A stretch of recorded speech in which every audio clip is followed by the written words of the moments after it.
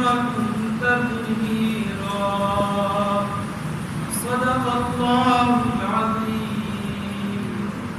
اللهم صل على محمد وعلى آل محمد كما صليت على إبراهيم وعلى آل إبراهيم إنك حميد مجيد. اللهم بارك على محمد وعلى آل محمد كما باركت على إبراهيم وعلى آل إبراهيم إنك حميد مجيد. میرے انتہائی واجب الاحترام بھائیوں دوستوں بزرگوں، جیسا کہ گزشتہ میں عرض کیا تھا، آنے والے جماعت کے حوالے سے کہ انشاءاللہ آل بیت اور بالخصوص ریحانۃ الرسول نواسہ رسول سیدنا و مولانا حسین ابن علی رضی اللہ تعالیٰ کے حالات تفصیل کے ساتھ آپ حضرات کی خدمت میں پیش کیے گئے. اگر اللہ تعالیٰ نے توفیق دی تو کوشش کریں گے کہ کس حد تک کتابوں سے مستند چیز سیدنا حسین رضی اللہ تعالیٰ کی ولادت سے لے کر شہادت تک میسر آ سکے وہ آپ کی خدمت میں پیش کی ہے. اس کی ضرورت اس لیے بھی پیش آئی محسوس ہوئی کہ سیدنا حسین ابن علی رضی اللہ تعالیٰ عنہ کو لوگوں کے سامنے بیان اس انداز سے کیا جاتا ہے کہ حضرت حسین رضی اللہ تعالیٰ عنہ پیدا ہوئے اور کربلا میں پہنچے اور شہید ہوئے. درمیان میں کوئی تذکرہ کوئی حالات نہیں ملتے. حالانکہ سیدنا حسین ابن علی رضی اللہ تعالیٰ عنہ سن 4 ہجری شعبان المعظم میں پیدا ہوئے اور سن 61 ہجری یا 62 ہجری کے اندر شہید ہوئے. یوں کم و بیش 57 سال عمر بنتی ہے. 57 سال. ان 57 سالوں میں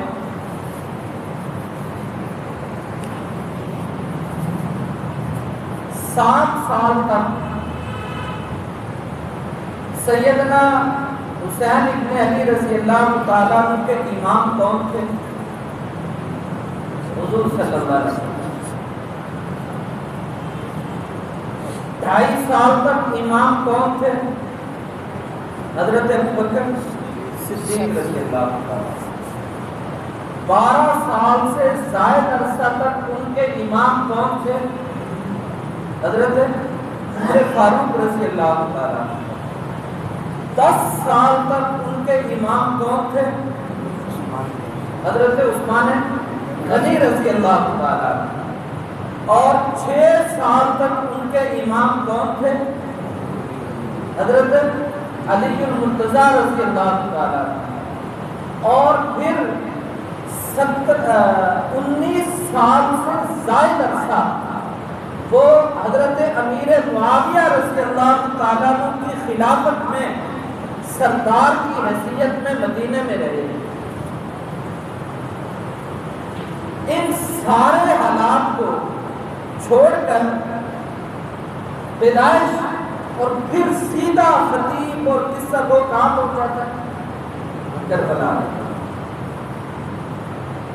تو ضرورت پیش آئی کہ ان کی پیدائش سے لے کر وفات تک کے حالات جو کتابوں میں موجود ہیں ان کو سنا جائے، سنایا جائے اور دیکھا جائے کہ حضرت حسین رضی اللہ تعالیٰ کو جو خلافت ملی، جو عزت ملی، جو شان ملی، جو عزت ملی، وہ کس بنیاد پر ملی۔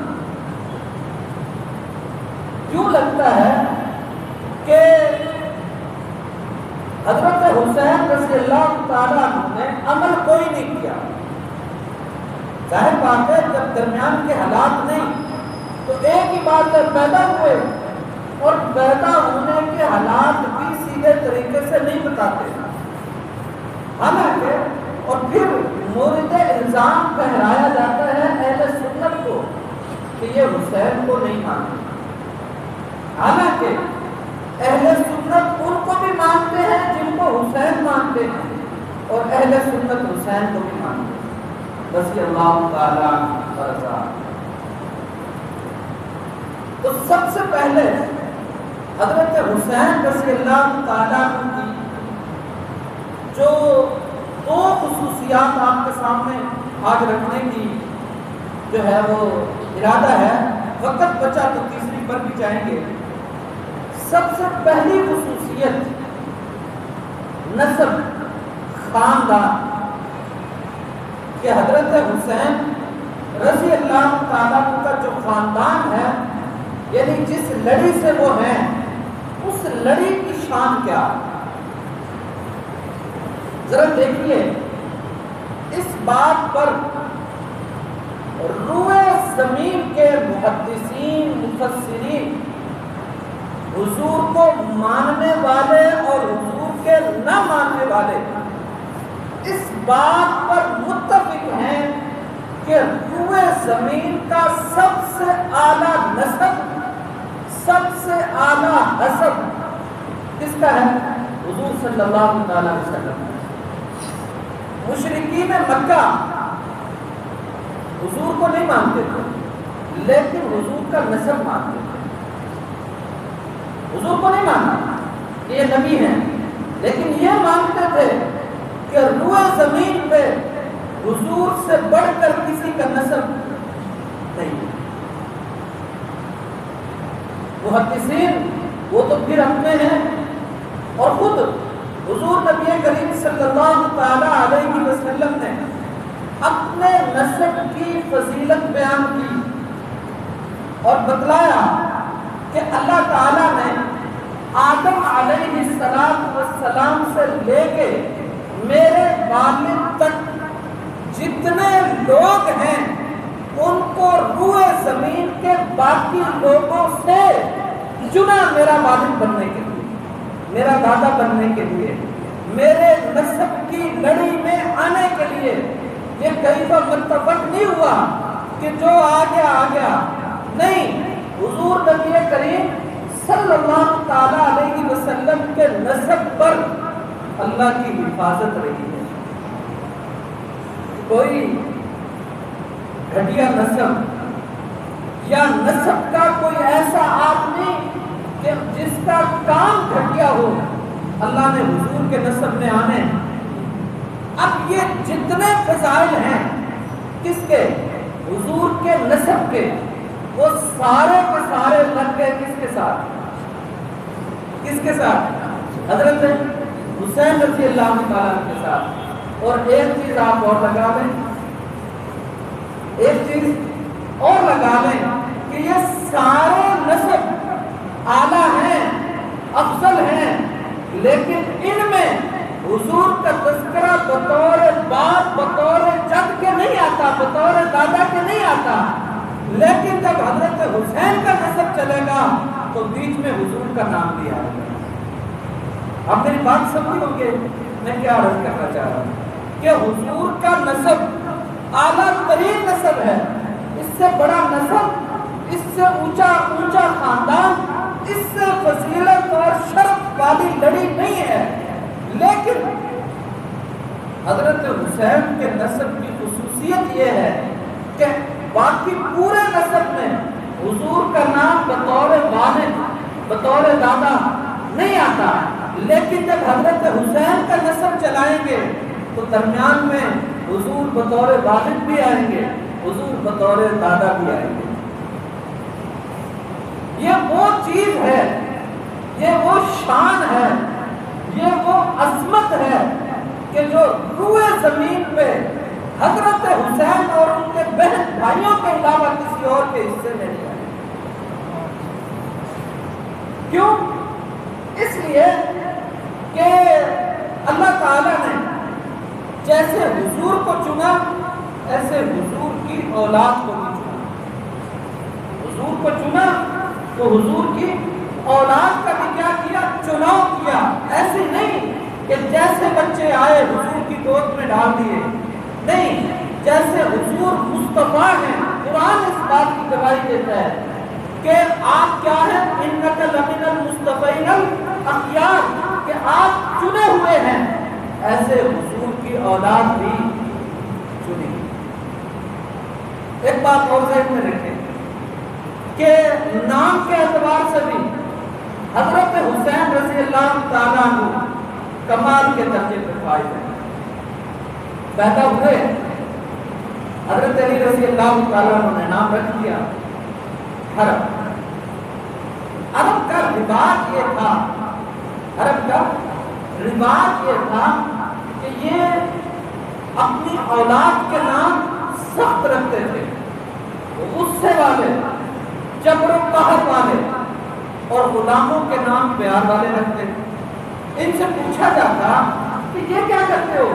اولاد کے نام غصے والے، جبر والے، سختی والے، غلاموں کے نام پیار والے، محبت والے، لاڈ والے۔ تو کہتے ہیں کہ غلام اپنے لیے ہیں کہ یہ گھر میں رہیں گے، اور جو اولاد ہے یہ دشمنوں کے لیے ہے کہ ان کا مقابلہ کرے گی۔ تو اسی ترتیب اور اسی رواج پر حضرت حسین رضی اللہ تعالیٰ عنہ کا نام حضرت علی رضی اللہ تعالیٰ عنہ نے حرب رکھا۔ جب حضور صلی اللہ تعالیٰ علیہ وسلم تشریف لائے گھر تو پوچھا کہ میرے بیٹے کا نام کیا رکھا ہے؟ بتلایا حضرت علی رضی اللہ تعالیٰ کہ حرب رکھا ہے۔ فرمایا کہ حرب اس کا نام نہیں ہوگا، تو میرا بیٹا ہے، اس کا نام حسین ہوگا۔ تین حضرت علی رضی اللہ تعالیٰ کے بیٹے ہیں، حضرت فاطمہ رضی اللہ تعالیٰ عنہ، حسن بڑے، پھر حضرت حسین رضی اللہ تعالیٰ عنہ درمیانے، پھر ان سے چھوٹے حضرت محسن رضی اللہ تعالیٰ عنہ۔ تینوں کا نام حضرت علی نے کیا رکھا؟ حرب۔ اور تینوں کا نام حضور نے بدل کر حضرت حسن کا نام حضرت علی رضی اللہ تعالیٰ عنہ نے حرب رکھا، حضور صلی اللہ علیہ وسلم نے حسن رکھا۔ حضرت حسین رضی اللہ تعالیٰ عنہ کا نام حضرت علی رضی اللہ تعالیٰ عنہ نے حرب رکھا، حضور صلی اللہ علیہ وسلم نے حسین رکھا۔ اور حضرت محسن رضی اللہ تعالیٰ عنہ کا نام حضرت علی رضی اللہ تعالیٰ عنہ نے تیسری بار حرب رکھا، اور حضور صلی اللہ علیہ وسلم نے محسن رکھا۔ اور فرمایا کہ میں نے ان کا نام غالباً حضرت داؤد علیہ السلام کا نام لیا یا حضرت ہارون علیہ السلام، کہ میں ان تینوں بچوں کے نام حضرت ہارون علیہ السلام کی ترتیب پہ رکھ رہا ہوں کہ انہوں نے اپنے تین بچوں کے نام شبر، شبیر، یعنی الفاظ یہی رہے، اس کی ترتیب اور یعنی کہ صرفی شکل بدلتی رہی، اصل جو مادہ ہے اس کو نہیں بدلا۔ جیسے حسن کے اندر بھی ہا، سین اور نون، حسین کے اندر وہ تینوں باقی رہے، یا کا اضافہ ہوا۔ اور حضرت محسن رضی اللہ تعالیٰ کے نام کے اندر بھی یہ ہا، سین، نون جو حسن اور اچھے اخلاق سے استعارہ ہے اس کو لیا، اور ساتھ میں اضافہ کیا کس کا؟ میم کا۔ اور عجیب بات محدثین نے لکھی ہے کہ جیسے حضور نبی کریم صلی اللہ تعالیٰ علیہ وسلم کا نام روئے زمین پہ اس سے پہلے رکھا نہیں کیا۔ کیوں؟ کہ پہلا تھا، یہ نام چنا ہوا ہے کس کے لیے؟ اور اسی طرح حضرت حسن اور حضرت حسین، ان سے پہلے یہ نام روئے زمین پہ کسی کے نہیں رکھے گئے۔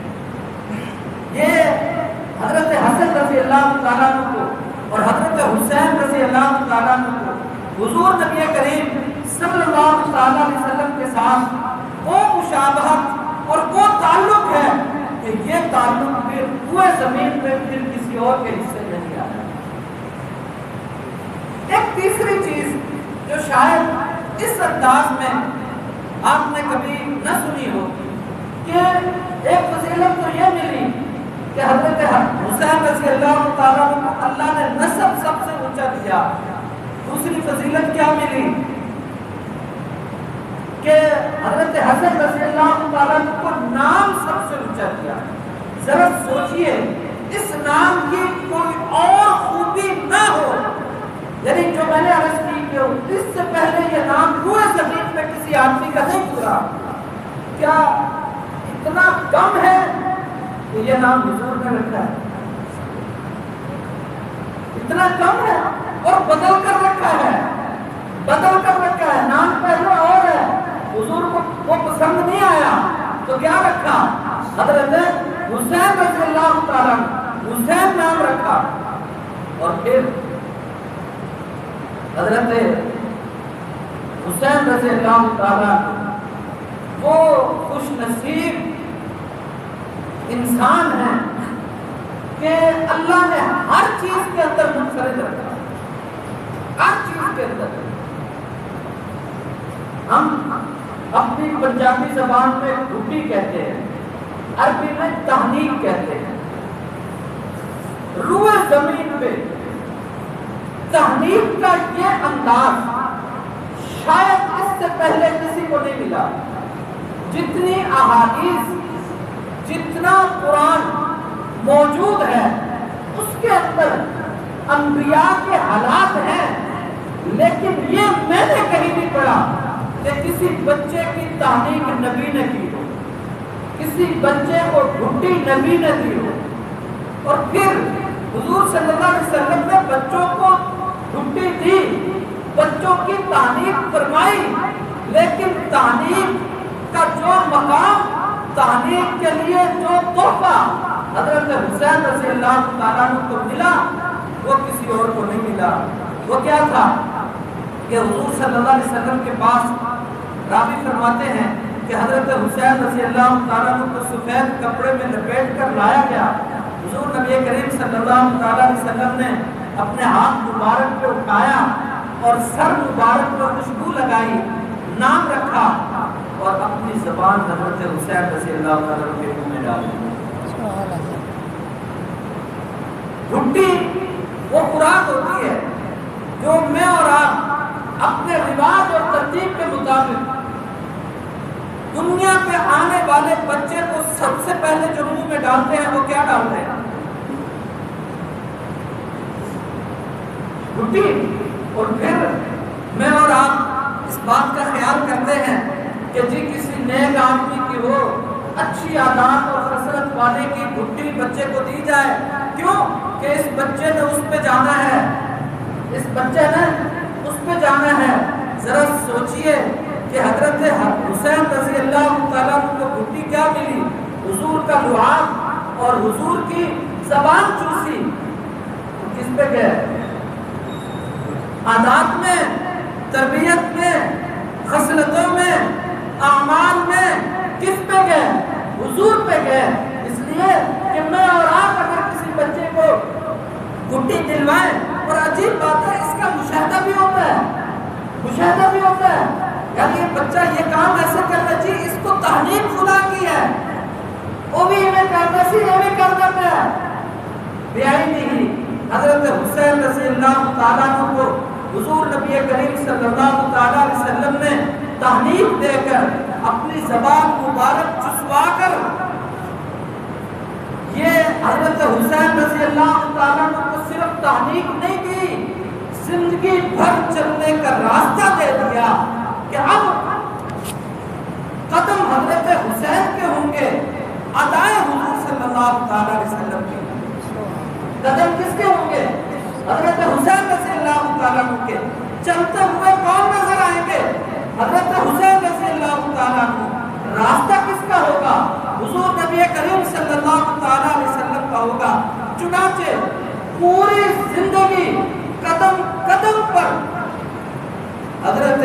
حسین رضی اللہ تعالیٰ عنہ نے یہ ثابت کیا کہ کام میرا ہے، طریقہ حضور کا ہے، چل میں رہا ہوں، راستہ حضور کا ہے، چلنے والا میں ہوں، کرنے والا میں ہوں، نظر آنے والا میں ہوں، لیکن در حقیقت یہ عمل، یہ سنت، یہ راستہ میرے نانا حضور نبی کریم صلی اللہ علیہ وسلم کا۔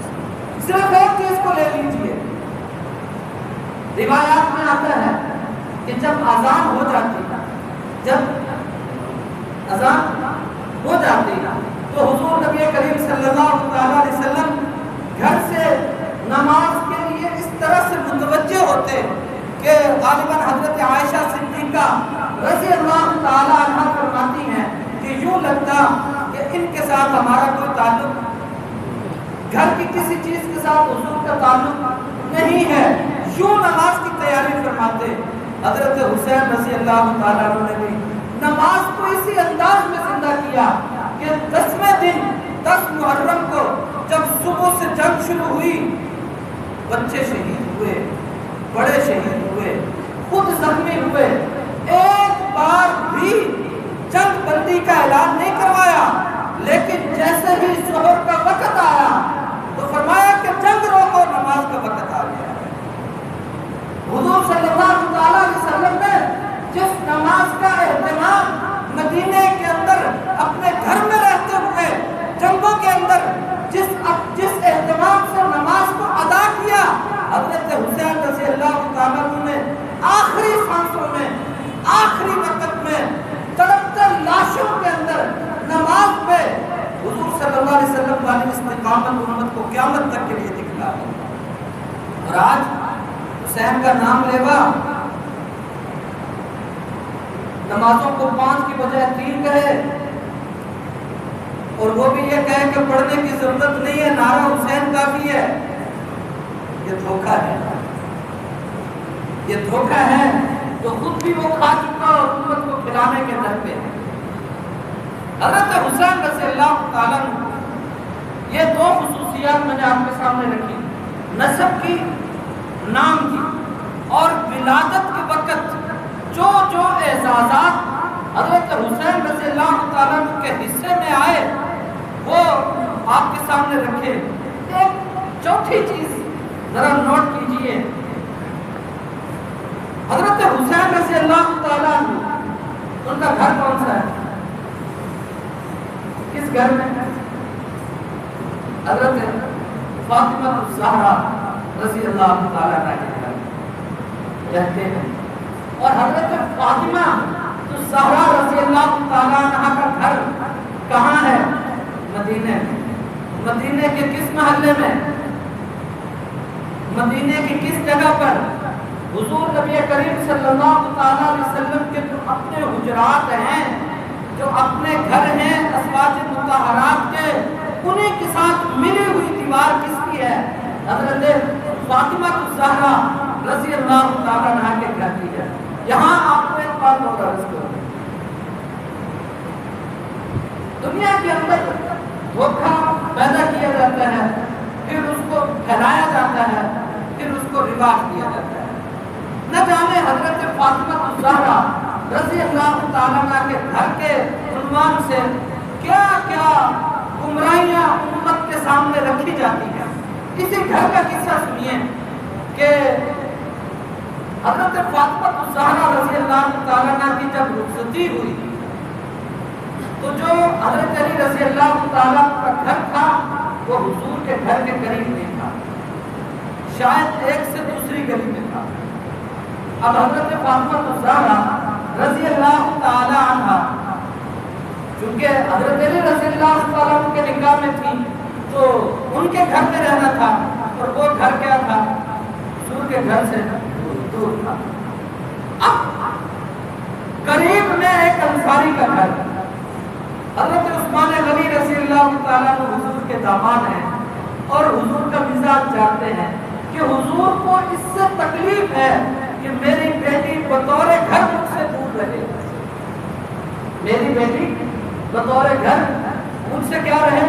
دور رہے۔ تو حضرت عثمان غنی رضی اللہ تعالیٰ عنہ اس انصاری صحابی کے پاس گئے کہ یہ گھر آپ کا ہے، اس کی قیمت کیا ہے؟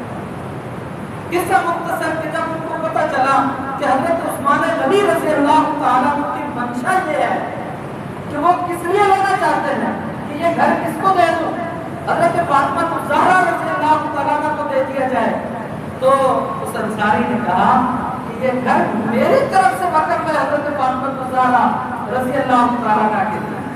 اور آج بھی اس گھر کا یعنی کہ جو مقام اور نشان ہے، جو صفہ کا چبوترا ہے، جو حجاج اکرام گئے ہیں، صفہ کا چبوترا جس پر گرل لگی ہوئی ہے اور وہ باقی یعنی کہ ہال سے 1.5 فٹ اونچا ہے، اس چبوترے کے قبلہ رخ پر، اس چبوترے کے قبلہ رخ پر یعنی جو روزہ اطہر کی طرف جالی کا وہ حصہ ہے، یہاں حضرت فاطمہ الزہرا رضی اللہ تعالیٰ کا گھر تھا۔ مجھے بتائیے کہ اگر میرے اور آپ کے گھر کی لوکیشن بطور پراپرٹی اچھی جگہ پر ہو تو ہم کہتے ہیں جی بڑے نصیب کی بات ہے کہ کیا ملا، اچھا گھر ملا، اچھی جگہ پر ملا۔ اگر وہ گھر یعنی آب و ہوا کے اعتبار سے اچھی جگہ پر ہو، یہ الگ سے خوش نصیبی ہے۔ کسی اچھے کے پڑوس میں ہو، یہ الگ سے خوش نصیبی ہے۔ مسجد کے قریب ہو، یہ الگ سے خوش نصیبی ہے۔ مجھے بتائیے حضرت حسین رضی اللہ تعالیٰ عنہ کے اس گھر، جس گھر کے اندر بچپن گزرا، جس گھر کے اندر ولادت ہوئی، جس گھر کے اندر آنکھ کھولی، اس گھر کی عظمت کس انداز سے بیان کی جائے کہ وہ اچھے، اگر پڑوسیوں کے اعتبار سے دیکھا جائے، حضرت حسن، حضرت حسین، حضرت فاطمہ الزہرا، حضور کی اولاد بھی، حضور کے پڑوسی بھی، حضور کی اولاد بھی، حضور کے پڑوسی بھی۔ اب پڑوسی کے حقوق اور پڑوسی کے اعتبار سے جو شان ہے وہ بھی حصے میں آئی، اولاد کے اعتبار سے جو شان ہے وہ بھی حصے میں آئی۔ اور پھر ایک طرف حضور کے پڑوسی، دوسری طرف مسجد کے ساتھ، ایک طرف حضور کے پڑوسی، دوسری طرف مسجد کے ساتھ۔ تو یہ مسجد ہی کا تو واقعہ ہے کہ یہ گھر سے نکلے دونوں بچے، دونوں بھائی، اور کیا پہنا ہوا ہے؟ سرخ رنگ کا جوڑا، صحابہ فرماتے ہیں لمبی قمیض تھی اور اس کے اندر پاؤں پھنس رہے تھے۔ حضور صلی اللہ تعالیٰ علیہ وسلم جمعے کا خطبہ ارشاد فرما رہے ہیں، سامنے سے یہ دونوں آئے شہزادے، حضور صلی اللہ تعالیٰ علیہ وسلم نے جمعے کا خطبہ چھوڑا اور جا کر ان کو اٹھایا اور اپنے ساتھ منبر میں بٹھا کر خطبہ مکمل فرمایا۔ یہ وہ عزت ہے جو حضرت حسن اور حضرت حسین کے علاوہ میں شان میں کمی نہیں کر رہا، میرے انداز کو سمجھنا، حضرت علی کے حصے میں نہیں دیا۔ حضرت علی حضور صلی اللہ علیہ وسلم کے ساتھ رہے لیکن خطبہ جمعہ کے وقت حضور کے منبر پہ نہیں بیٹھے، حضور کے منبر پہ۔ اور پھر یہ صرف ایک واقعہ نہیں، ایسے کئی محفوظ واقعات ہیں۔ اگر اللہ نے زندگی دی، آئندہ جمعے انشاءاللہ حضرت حسین رضی اللہ تعالیٰ عنہ کے وہ لاڈ جو بطور بچہ، بطور نواسا حضور نے اٹھائے، اس پر انشاءاللہ اگلے جمعے گفتگو ہوگی۔ اگر آپ حضرات وقت پر تشریف لائیں گے، امید ہے کہ آل بیت کے حوالے سے صحیح معلومات آپ حضرات تک پہنچے گی۔ اللہ تعالیٰ آل محمد، آل بیت کی محبت نصیب فرمائے اور ان کے راستے پہ چلنا نصیب